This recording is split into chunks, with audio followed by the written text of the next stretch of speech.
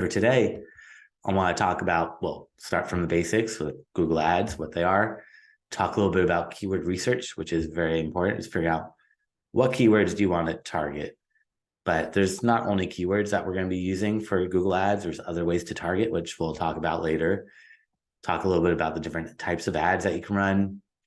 And then we'll talk about remarketing, which are probably the most effective ads, those ads that follow you around. So if you ever see a website that's just following you around, stalking you with those ads, that's through remarketing, trying to get you to buy that product. And then talk a little bit about tracking, because you got to figure out what's working, what's not working. You don't want to just throw money at ads and then not really know what's working, because the data is there. You just have to utilize it and take advantage of it and make sure you set it up in a way that makes sense and that you're able to measure the results to make sure that you're making more than you're putting in. That's the main thing with ads, is you want to make sure that you're getting more money than you're putting in. It's called your return on ad spend, ROAS, which you might hear a lot. Is making sure that you have a positive return on ad spend is number one. As long as you're making more than you're putting in, then there's no harm in running paid ads. But if you're losing money, then you got to figure out what's going on, where is the bleeding coming from, and how do we optimize your campaigns to ensure this doesn't happen in the future. And here's an example of Google ads. So when you're searching on Google, there's ads at the top. Those are all paid ads. Usually there's between 0 and 4 ads at most at the top. It's all random. So if we all everyone searched for the same keywords right now, we'd all get shown slightly different results. Some of us might get 3 ads, some might get 2 ads, some of us might not get any ads. So the ads kind of change and fluctuate. But right below the ads are the organic, the SEO results. There's 10 spots on that first page of Google for SEO. Right below the organic, the SEO results, are another 3 ads or 2 or 1 or 0, kind of randomizes. So Google has, these are search ads at the top and the bottom of the page. And they change how they look because they want them to blend in, because they want people to click on them, because that's how Google makes all their money. They make all their money through paid ads, or majority of the money through paid ads.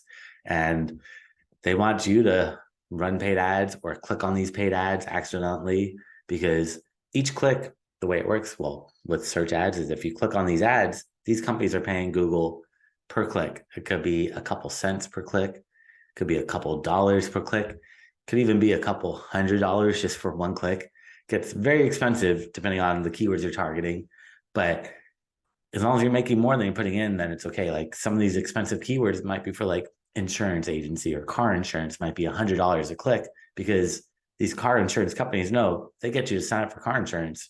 The lifetime value of a customer is going to be much more than that $100 they spend. They hope that you stick with them for a couple of years, that you recommend them to friends and family. So they don't mind spending that money for each click.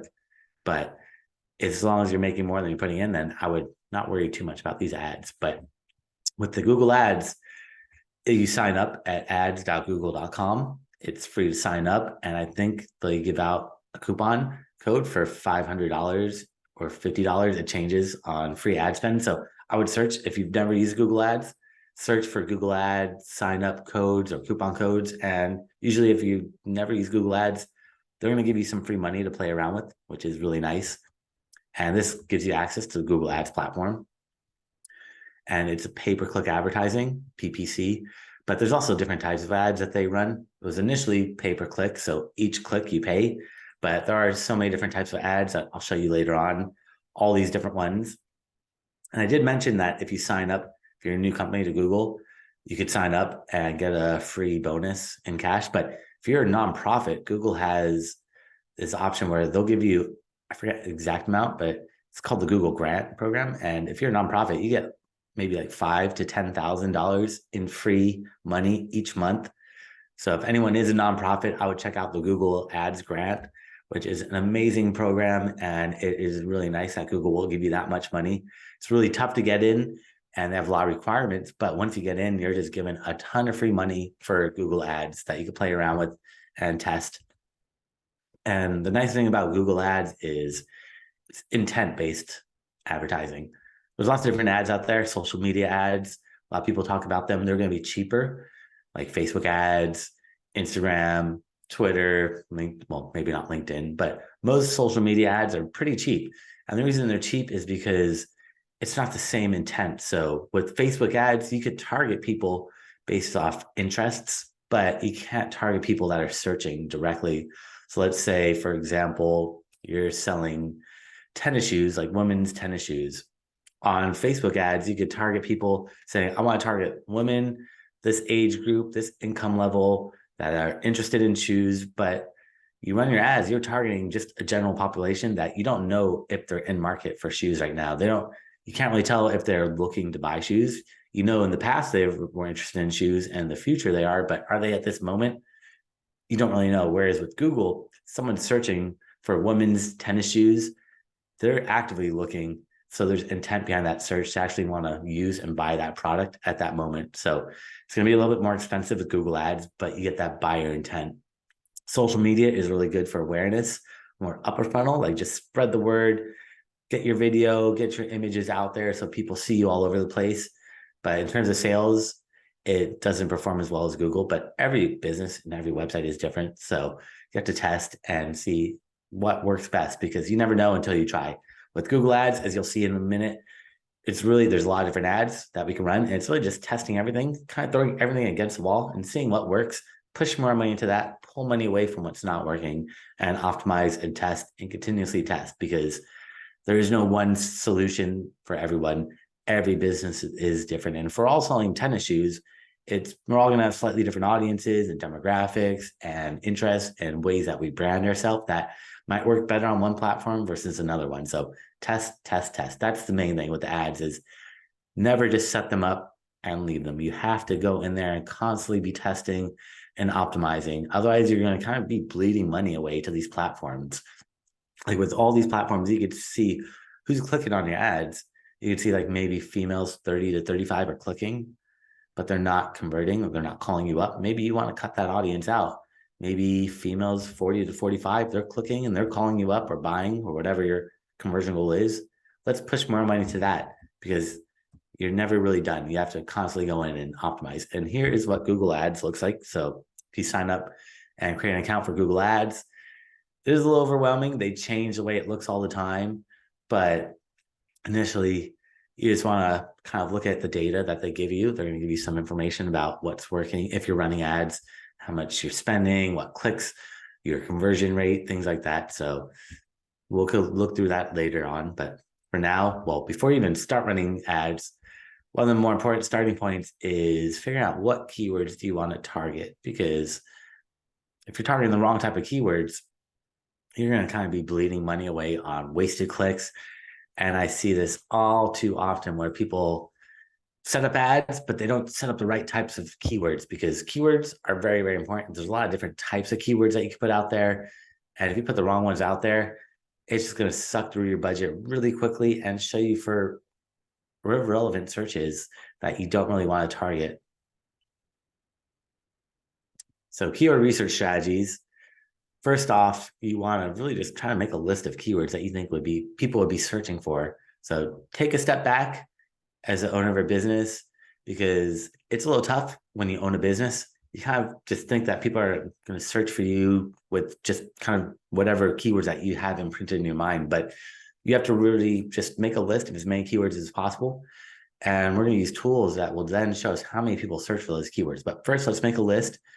And the way you make a list is just think of questions that people would commonly search for when looking for your product or service, which can be tough if you are a business owner. Sometimes you're kind of stuck in the weeds where you just got to take a step back, pretend you've never heard of your product or service, and think, where would you go? What keywords would you be using? How would you be looking and searching for your product or service?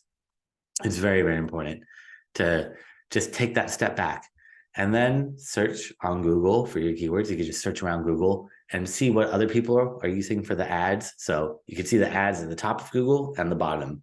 In between that is organic, the SEO results.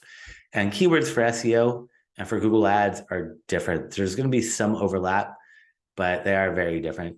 So when you're doing keyword research, you want to look at what your competitors are doing and look at the paid ads, the sponsored results. Don't look at the organic results, because those keywords are not going to be the same.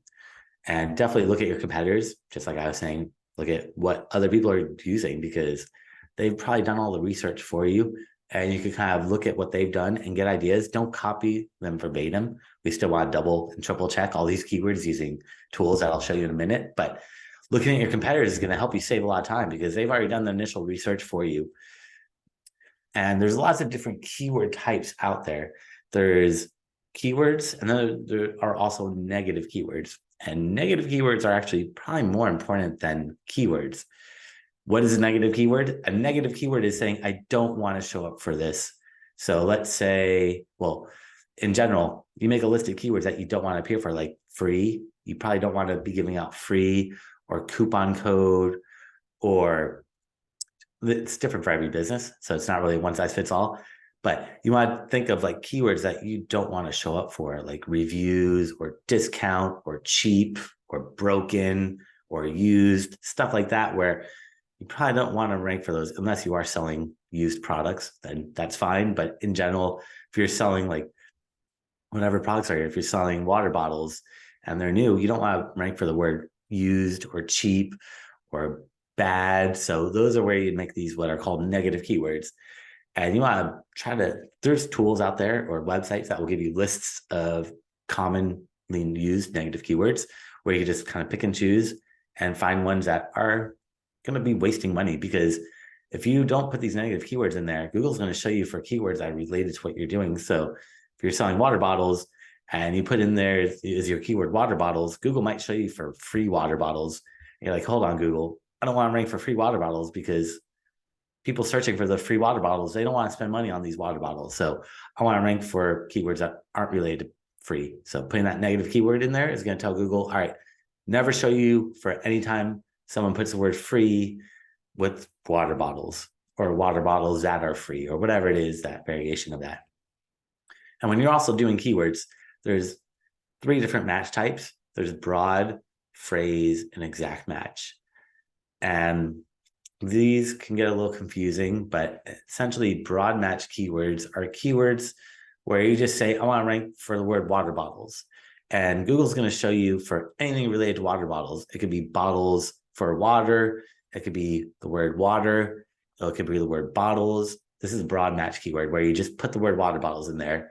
And Google's going to show you for every variation, for misspellings, for synonyms, for plurals, for singular version. So broad match is not a good match type. Broad match is really going to bleed through your budget very, very quickly. And I would avoid that. So there's a phrase called phrase match. And this is where you say, okay, I want to rank for the phrase, meaning you put the quotation marks around whatever keyword that you want to rank for. And it's only going to show you for that word. So for example, water bottles. So if we want to rank for the word water bottles and we put quotation marks around water bottles, now this becomes a phrase match. And Google's not going to show you for synonyms or other variations. It's going to show you for anyone that ever puts the word water bottles in there, it'll show you for that. And then it could have anything before or after the word water bottles, because you put quotation marks, it has to have the word water bottles in it, but it could have anything before it or after it. So phrase is good, but it also opens you up to a lot of keywords that are going to be wasted clicks. That's why you got to make sure you use the negative keywords with the phrase match. But exact match is probably the better strategy, is going for keywords that are this exact keyword. So instead of ranking, so if you put what are called brackets around the word water bottles, that means it has to be the exact word. It can't be anything before it or after it or any misspellings. It has to be water bottles. That's the only way it's going to rank. So there's broad, which is very general. It's going to open you up to a ton of keywords that aren't really going to be the most relevant. Phrase match is much, much better, where it's going to open you up to keywords, but it has to have your exact keyword in it. And that can have anything before it or after it. And then exact match is where it's just that exact keyword. And when we're doing keyword research, though, we want to use tools to figure out what keywords we want to rank for. There's free tools and there's paid tools. The free tool, it's from Google. It's called the Google Keyword Planner. I'd probably use that over any of these paid tools. And the paid tools, they're all going to take the data from the Google Keyword Planner and make it nicer and easier to read, but it's all from the Google Keyword Planner, which is free. These paid tools are going to be about $100 a month. The more popular ones would be Ahrefs or Moz or SEMrush, all good for keyword research, but and they're kind of pricey. So Google Keyword Planner, it's free. I would use that first. And what it does is it lets you put 1 or 2 keywords in there, and it'll give you a list of hundreds of variations. So I could put the word like SEO company in there and see how many people search for the word SEO company. 14,800 people search for it every single month. And I could see the word SEO services gets 12,100 searches. So I could kind of pick and choose which keywords I want to rank for. And it's going to let me see variations of these keywords. So you can see at the top right, it says 1,276 keyword ideas available. So putting these 2 keywords into the Google Keyword Planner, I could see which one gets the most search volume, but I could also get over 1,200 other variations of keywords that are related to this keyword that I might not have thought of. So Google Keyword Planner, it's very good for keyword research. Before you just jump into running paid ads, you really want to figure out what keywords do you want to target? What keywords do you want to rank for? Otherwise, you're going to be wasting money on keywords that are not going to be the most relevant, and they're just going to bleed through your budget. So that is very, very important. I don't know if anyone has a keyword you want to throw in the chat. I could show you how I could do keyword research, because it's a little bit easier if I show you versus just telling you. So if anyone has a keyword, I can show you how I do use Google Keyword Planner. Let me see if I could share my screen.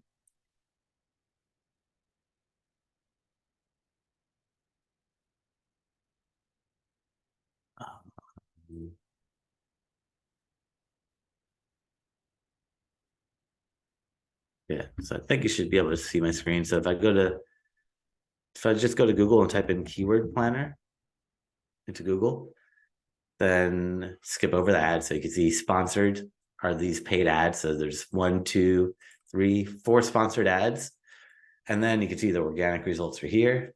These are the organic. And then if I scroll down, you can see there's more ads at the bottom. So there's 3 ads at the bottom. And then, so Google tries to hide these ads because they want you to click on the ads. That's how Google makes the majority of the money. But here's the Google Keyword Planner. You have to sign in, create an account. You can't just use it right away, but once this page loads up, there are a lot of options here. So I run a bunch of different accounts. So let me just pick one. So normally you just get sent to this page, and it says discover new keywords at the top left. I click discover new keywords. I see Shelly put farm stays in Australia, so I could put that and click get results. And it will show you how many people search for that keyword every single month. But so you can see right here, it says keyword, average monthly searches, showing 10 people search it per month. It's because I have the location set to United States. So one thing that you want to make sure you change is at the top right here, it says United States. You could change it to whatever country you're targeting. So if we're targeting Australia, you should probably target people searching in Australia, not the United States. So if I change that, now it's showing higher numbers. So it's showing 40 people search for it. Still not a lot, but you can see once I start scrolling down, it's going to give me all these variations of farm space stays. So maybe putting the word farm space stay instead of farm stays as one word. That's going to get more search volume, and you can see 5,400 people search for it. And I can keep scrolling down. It's a long list of keywords, and I want to go through here and find keywords that are relevant. So not just pick any keyword out, but find keywords that seem like they're going to have some buyer intent, because just ranking for the word like farm stays is really kind of broad, and there's no real intent behind it. So what someone search for from farm stays, like where are they actually searching for it? And let's try changing this to farm stays and then farm stays 2 words. And let's see what happens now. So now by just removing the word Australia, farm stays gets 9,900 people. So it's telling me that Australia isn't a good keyword. And I could see below it showing me all these different counties. So counties, states, that's where people are going to be searching more. So Ferguson farm stay gets 1,900. Farm stays near me gets 2,400. So all these look like good keywords that I would potentially want to rank for. And then over on the right-hand side, shows you top of page bid. So shows you how much it's going to cost to get to the top of page 1. So 34 cents for farm stays. to get to the top of page one, but get to the number one position over here is showing it's going to cost 95 cents per click, which is not that much. These are pretty cheap. Usually ads are a couple dollars per click. So anything under $1 is not bad. So I would look through all these and just make sure you're not finding keywords that are very, very expensive, that are out of your budget and out of your range, because that's where you wouldn't want to spend money on those type of keywords, or because that's just going to kind of bleed money away, and you don't want to do that. And so that is keyword research really quickly. I mean, I usually spend a little bit more time doing it, but I want to make sure I have time for the rest of the presentation. But this is just a quick way to do keyword research and using the Google Keyword Planner. And let me get back.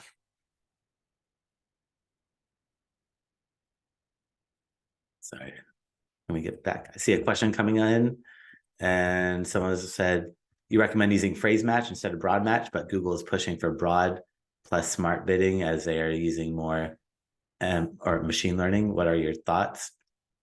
So someone's asking, instead of, well, Google wants you to use broad match keywords, which are the really generic keywords, and Google keeps pushing them, but Google's only in it to make money. So Google gives you recommendations when you log into Google Ads. They're going to give you recommendations and all these things that they're saying we want you to do, but most of them are just going to get you to spend more money. So Google's ultimate goal is to get you to use broad match keywords so you spend more money and exhaust through that budget much quicker, because Google wants to make sure that that they make as much money as possible.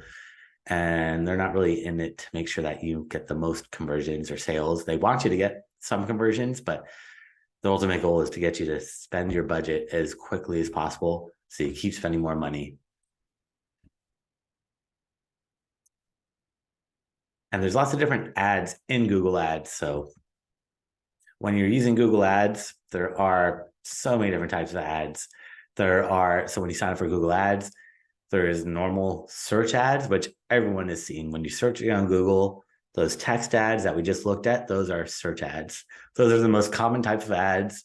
Those are also probably the most expensive ads, because the way the ads work is the more people that want to rank for that or bid on that keyword or bid on that ad, the more expensive it becomes. So let's say we're all in here and we all have restaurants in Los Angeles selling Italian food, and we say, I want to rank for the word Italian food in Los Angeles. If we're all bidding on that keyword, I will say, I'll bid $1 for that click. You might bid $1.01. Someone else says, I'll bid $1.02.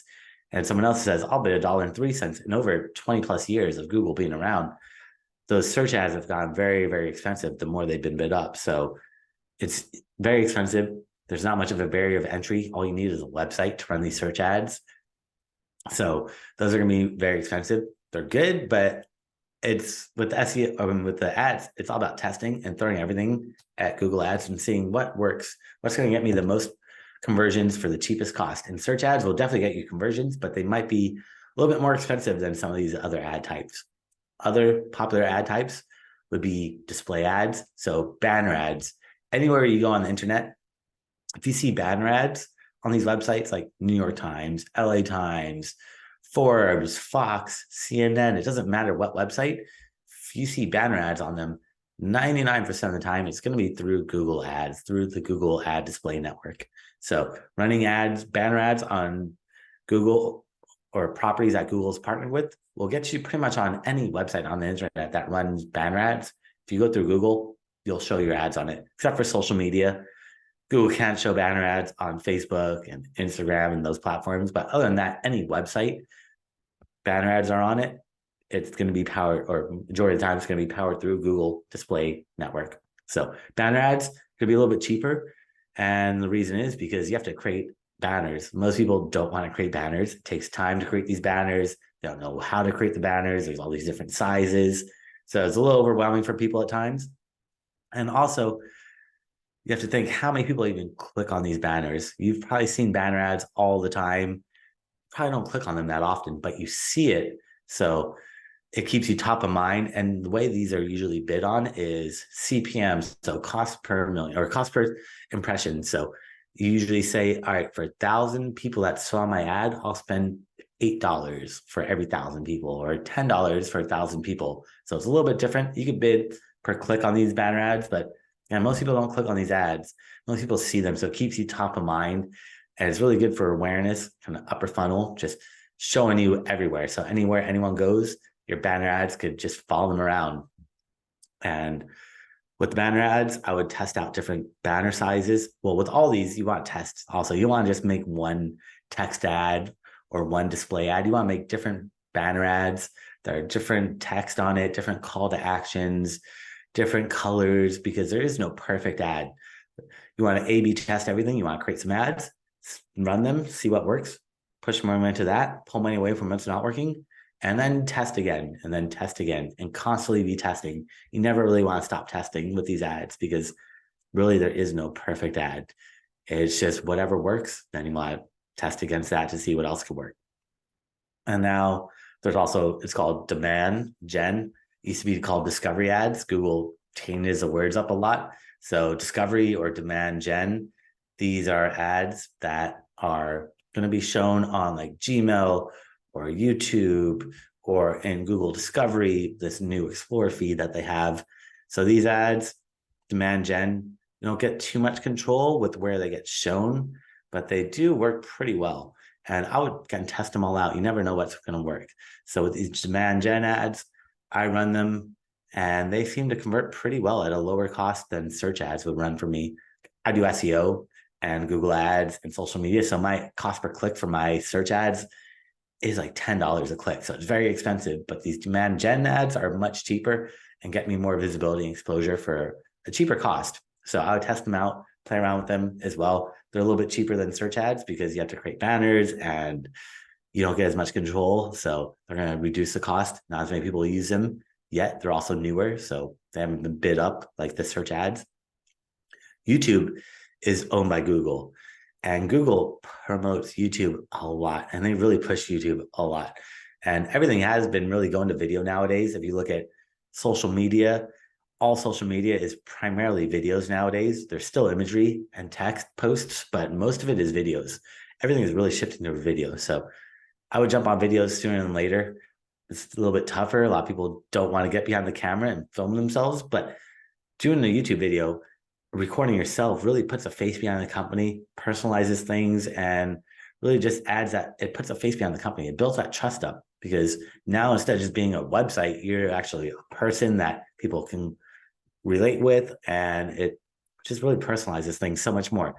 YouTube is going to be the cheapest, or one of the cheaper ways to run ads, because not many people create video ads.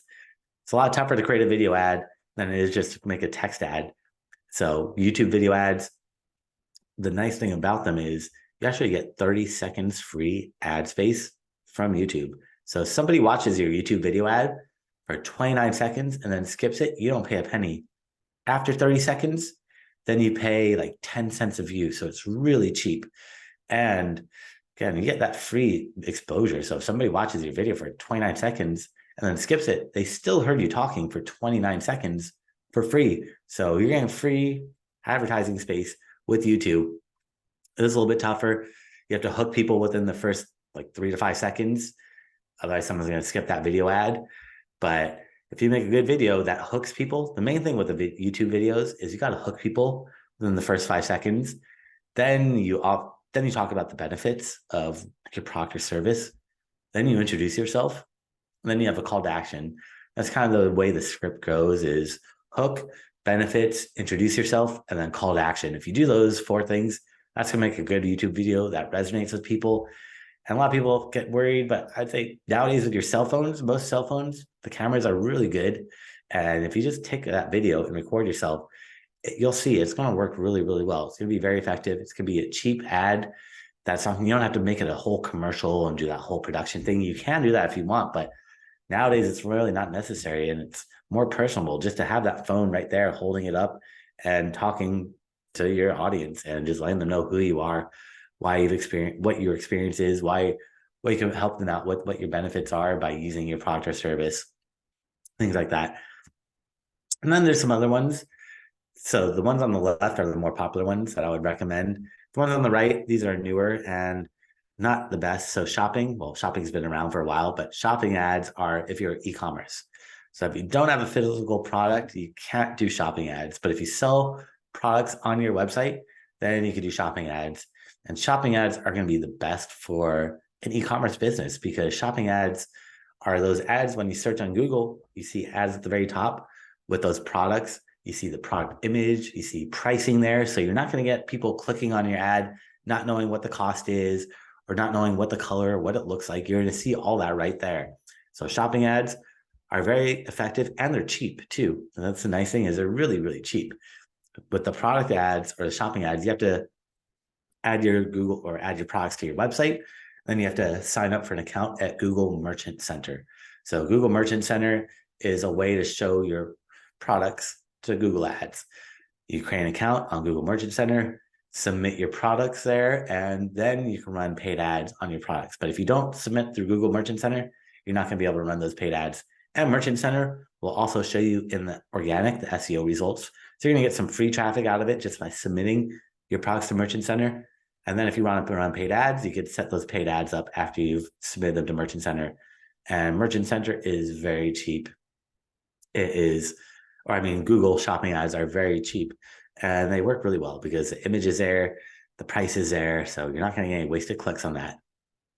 But Google has been pushing to automation as of recently, which is one of the questions that came up. So there's now what is called Performance Max, which is what Google wants to push you towards. If you're running shopping ads, they want you to do Performance Max, which is really kind of all the ads put together. So it'll be search ads, it'll be display ads, it'll be YouTube ads, it'll be Gmail ads, it'll be shopping ads, it'll be local. If you're a local business, you can run local ads to your Google My Business or Google Maps, but that's all through shopping, or I mean, Performance Max now. So in the past, you could do individual campaigns for each one, but Google's really pushing to automation because they want to automate things and hopefully get you to spend more money. That's really what Google wants you to do, is spend as much money as possible on these paid ads. So Performance Max gives you less control, but that is really what Google is pushing for. So it's worthwhile trying it out, testing it out, seeing if it works. Some places or some businesses, it works really well. Others, it doesn't work that well. So if you want more control, I would still go through the other ones that we talked about: search, display, YouTube, shopping, demand gen. Those are going to give you more control. If you want that automation, Performance Max is really good for automation. But Smart Campaigns is one that kind of Google forces you when you create a new campaign. I mean, not any, but when you create a new ad account, Google tries to do these Smart Campaigns, which are actually the worst campaigns. They give you no control. They automate everything, and you really get no control at all. Or you get a little bit of control, but you don't get much control. So Smart Campaigns, if you're running those, I would stop them immediately. Do Performance Max if you want automation, because at least you get some control on that. But if you want full control, you need to do search, display, YouTube, shopping, or discovery, demand gen by itself. There's also app. So if you have an app and you want more people downloading your app, then you could run these app campaigns. But those aren't too popular. I haven't really run too many of those for my clients. Most of them are just going to be more traditional. But if you have an app and you want more people downloading it, then Google has a campaign type for apps. So you can see there's a lot of different type of ads. And again, it's really test, and see what works. Don't just pick one or two types. Try to do as many as possible that are relevant, because the more you test out, the better. So here's kind of what it looks like. YouTube is going to be on YouTube. Display are those banner ads. Search is on google.com. Discover or demand gen is on these properties that kind of recommend you. So on YouTube, on Gmail. And unfortunately, Gmail and the maps are gone. You used to be able to target Gmail and maps, but Google put that into the Performance Max and the demand gen. So if you want to run maps, like if you're a local business, in the past, you could run these ads on maps saying, I want to run map ads. Let me create a campaign. Unfortunately, Google took that away, and you have to run Performance Max to be able to advertise your local business. And Performance Max is, again, going to show you on almost everything. So Performance Max will get you on that property that you want to be on, but it's going to get you on a bunch of other things. And unfortunately, there's nothing you can really do about that. That's just Google kind of being Google and making the rules. And We just have to go by them and see or do what they want. I see a couple questions coming in. Terry is asking, can you use Canva to create banners on Google? And Canva, Photoshop, those are all great places to create banner ads, and then you upload them to Google Ads. And I see someone's asking, can I use Google Ads for a service, or is it for products only? And it's definitely for anything. It could be for products, for services. If you just want to promote yourself as an influencer, you can run ads like that. You don't need to have a product or service. So you could promote whatever you want on Google Ads. And Audrey, if I make a YouTube channel ads, do I need to make a YouTube channel? And yep, the only way to create YouTube ads is you have to upload the video to YouTube. You can make them private, so no one can see those videos if you don't want people seeing them. But if you spent all that time make an ad, I would probably make it public, just because YouTube is such a big website. It's a big search engine, and it's going to get you more exposure. And Jose was, can you run Google Ads for SaaS, so service as a product? And yeah, you can use SaaS. It doesn't matter if you have product or service. You could showcase it. And yeah, YouTube is free. Someone's asking if you have to pay for it. Jose, how does Google allow you to showcase cannabis products? And so there's some topics that Google's a little bit more hesitant on. So that's where you have to just see if you can run the ad. So the way I check it out is, if you're wondering if you could run ads for cannabis products, I would search for your cannabis products and see if Google's showing ads at the top. If you see Google ads, then you can run them. But if you don't see those ads, then probably not able to. But you can still try to run them and create those ads, push them live, and then Google has someone manually evaluating ads, or they use automation to check your ads. But anytime you run ads, Google's not going to just show you an ad, because that's how Facebook got in a lot of trouble a few years ago with elections and things like that. So people check these ads before they go live to make sure they abide by the terms of service. So if you're ever curious about it, you could try to push the ad live and see if it goes live. And if not, then it's probably not able to be, or they're going to give you a reason why. You can reach out to support and they'll tell you what needs to be done to be able to get those ads. And yeah, and I'll be sending a copy of the presentation out to anyone. So I see some people saying they missed some portions of it. And if you, at the end of this, I'm going to send out a copy of the presentation and the slides to everyone, so you can see and hear everything. But this is what it looks like when you do log into Google. So when you log into Google Ads, nowadays, and it changes all the time, so we'll have to see what it changes to in the future. But right now, when you log into Google Ads, and you create a new campaign, these are the 8 different campaigns that you have available. And these are the ones that we talked about earlier. So shop or search is people searching on Google. So get in front of high intent customers at the right time on Google search. Performance max is reach audience across all Google with a single campaign. So like I was saying, Performance max kind of automates it all. And Google is really trying to push for automation, which is not always the best. So test it out, play with it, but it usually doesn't perform the best. Having more control is always going to be better. For now, in the future, the more AI and machine learning works, the better it's going to get. But right now, it's not perfect. Just like AI and ChatGPT, you could use them, but they're not perfect yet. So it's a good starting point, and it helps save a lot of time, but is not there yet to where you could just kind of be hands-free. Display reached customers across 3 million sites and apps with engaging creative. So images, you could have GIFs where they move around. So this is a really good way to get banner ads up there. Shopping, showcasing products to shoppers as they explore what to buy. So really good for e-commerce. If you have a physical product, shopping ads are probably going to be the best performing, lowest cost, and it works really well.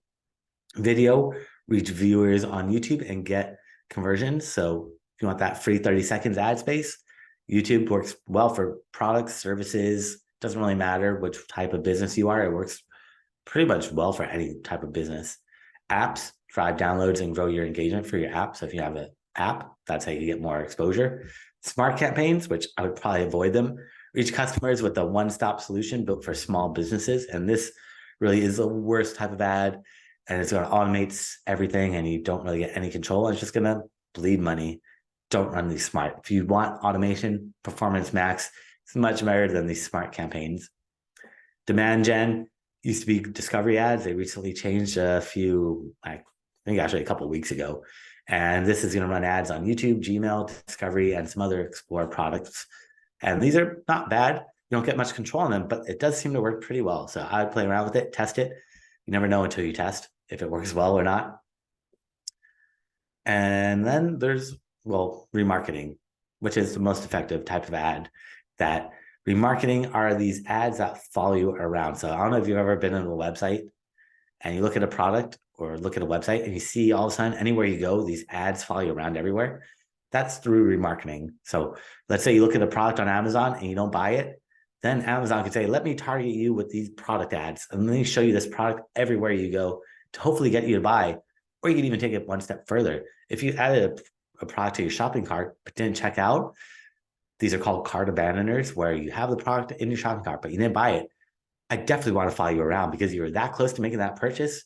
Something distracted you. Maybe you're on your phone, somebody called you, or whatever it may be that caused you not to make that purchase. I want to remarket to you because these are all warm leads. People have been to your website and it's going to get you the highest conversion rates. So the way you do remarketing is you have to create custom audiences.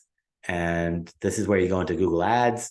And at the top right, it has this little toolbar. You click on tools and it will show you audiences. And then you create a custom audience. And you could say, I want to target anyone who's been to my website but didn't go to this page, or anyone did go to this page but didn't go to this page. Let's show them ads. So you get really creative with these audiences. You get very granular with them. I have a lot of different audiences. I teach classes. So I have one where anyone goes to my website and didn't sign up for my free class. It's a free class. I'm going to follow you around with ads promoting my free class.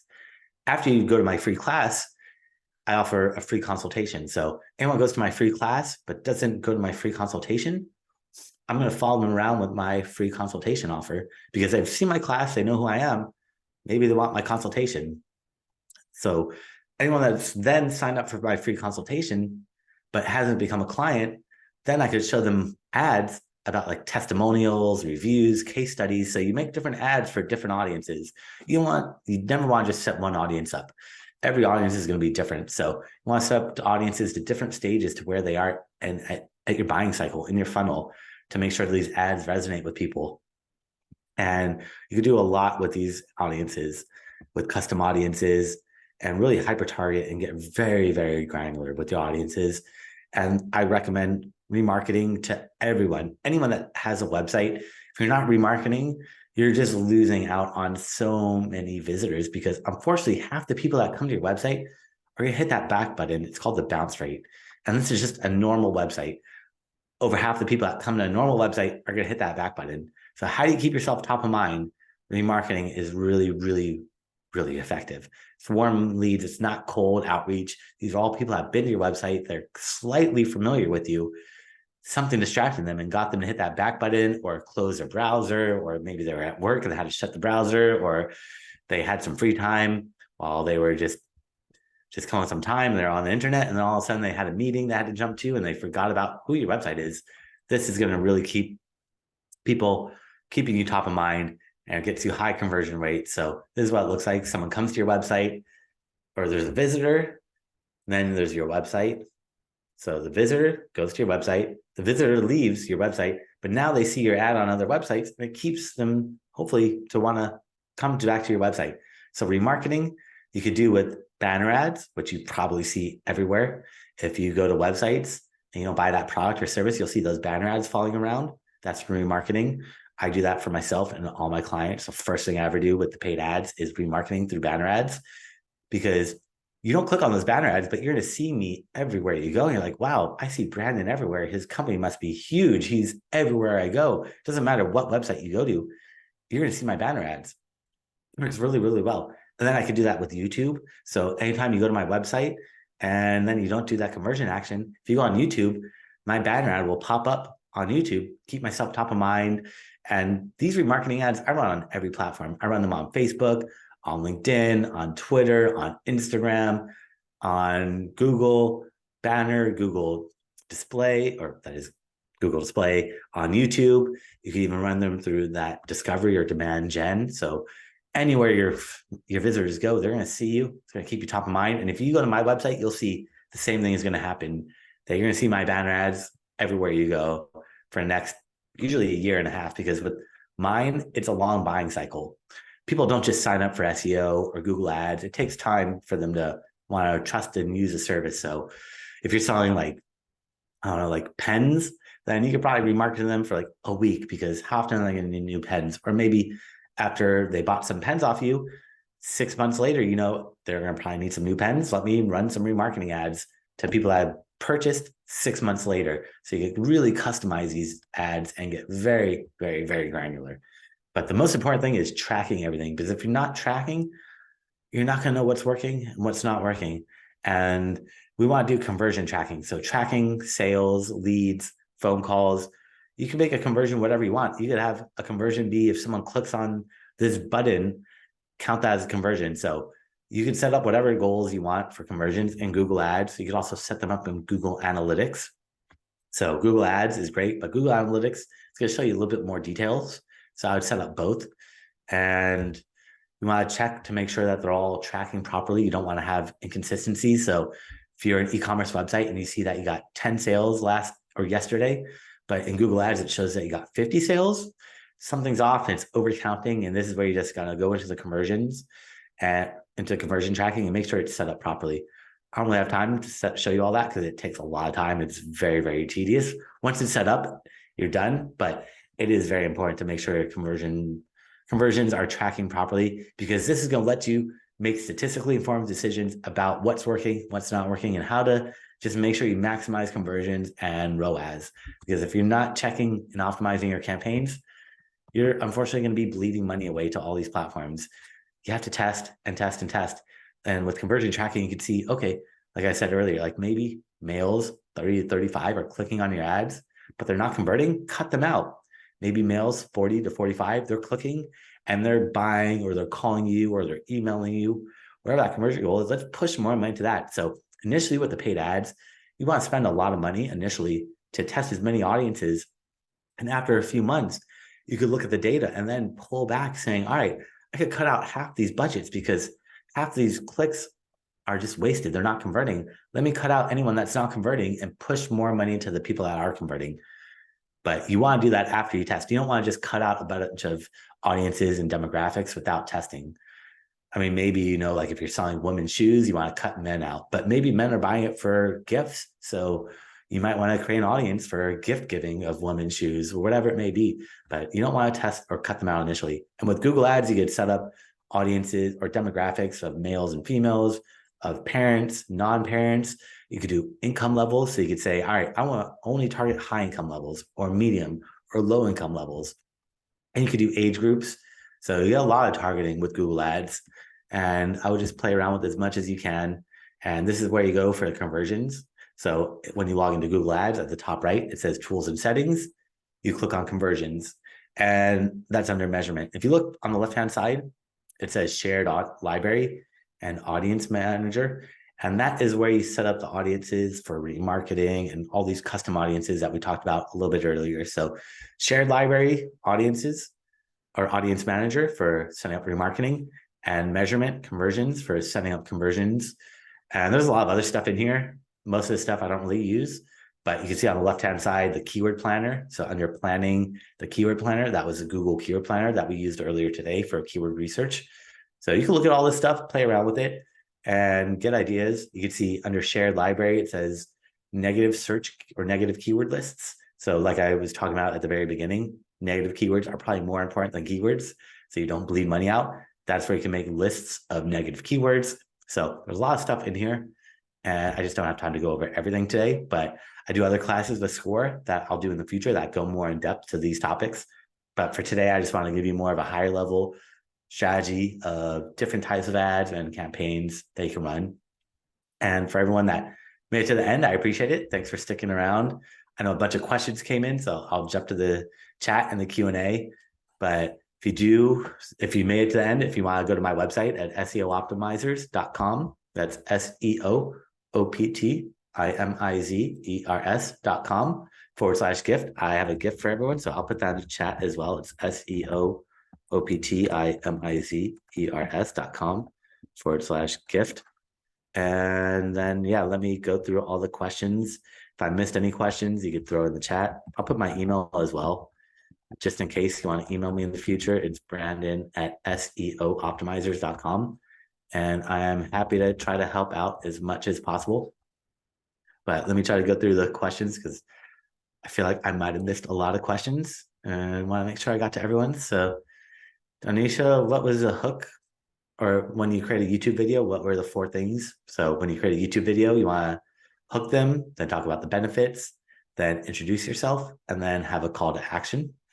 And Lee, how helpful is the Google Advisor team? I see they offer help for optimizing your ad when you place one, and Google is only in it to make money. So we're gonna help you optimize to spend the most money by recommending broad match keywords and things like that. So just take everything with a grain of salt. Some things they tell you are okay, but most of the stuff is just gonna really get you to spend more money. And Craig is asking resource to ensure compliance, not get shut down. I would just check out Google compliance, and you're not going to get shut down by running an ad for cannabis. They're going to tell you this is not allowed. If you try to run it 20 times and you keep trying it over and over again, then they might look at you like, all right, what's going on? But if you try one time, they're not going to shut your campaign or ad account down. Usually not. If it's a brand new account, maybe. But if you've been running ads for a long time, spending money, they're not going to shut you down because Google only cares about money. And Jose, so for now, you recommend Performance Max? Not really. I recommend if you want to automate your campaigns, Performance Max, but if you want control, Performance Max gives you the least amount of control, but test and see what works because you never know. And Kanisha, Google stopped running my ads due to something malicious. I can't find out why, and it's hard to contact someone. Google has a phone number. I think it's 866, the number 2, Google.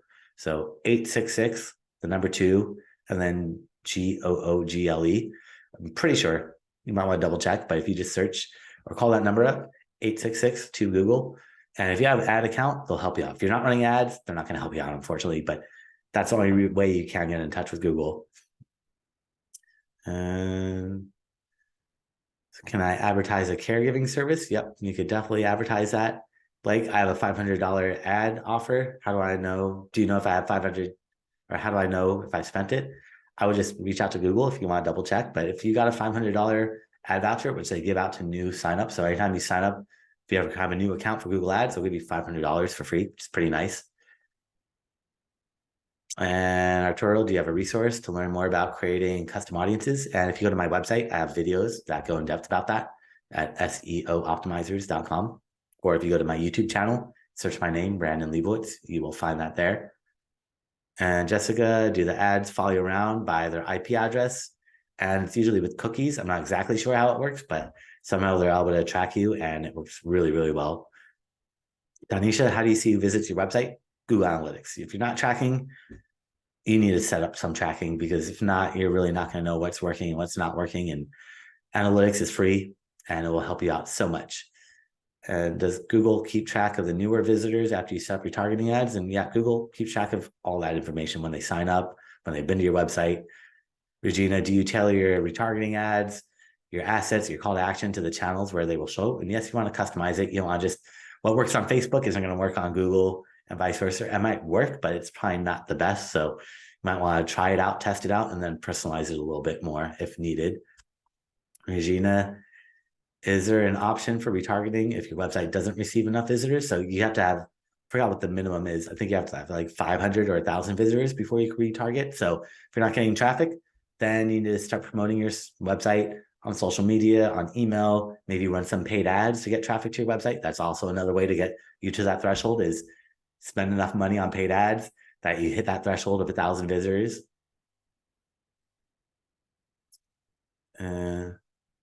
Someone's asking, so YouTube is free, and YouTube is free for 30 seconds. So if somebody watches your YouTube video ad for 29 seconds and then skips it, you don't pay a penny. After 30 seconds, then it is like 10 cents a view. So it is really, really cheap.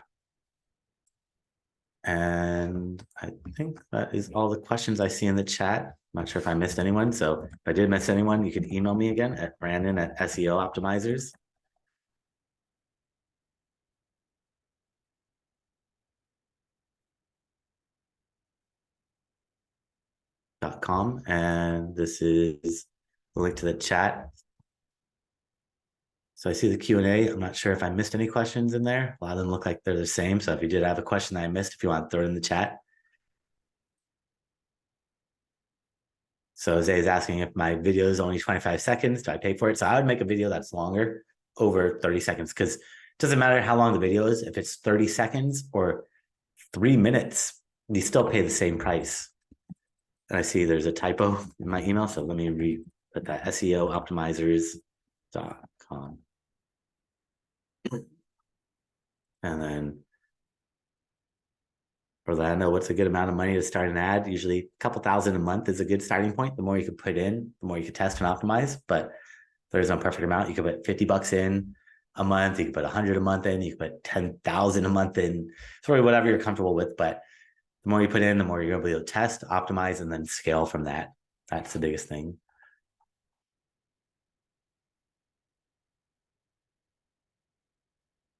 And I see a question, does Google Keyword Planner give Google the keys to our website out of privacy? I mean, if you put Google Analytics, that's gonna give Google access to all your data. Using the Google Keyword Planner, that doesn't give Google access to your website, but Google Keyword Planner, but Google could also crawl your website. They could see all the pages, they just can't see your audience. Once you put those tracking codes on, then they could see everything about your business and everything about your audience. But I think I went a little bit over, so I appreciate everyone for sticking around today. And if you have any questions, email me. Anything else I missed? If not, go to my website and sign up for those gifts at SEOoptimizers.com/gift. And I hope to see you at another class I do a score in the future. Thanks everyone for coming out today. And I hope you have a good rest of your day.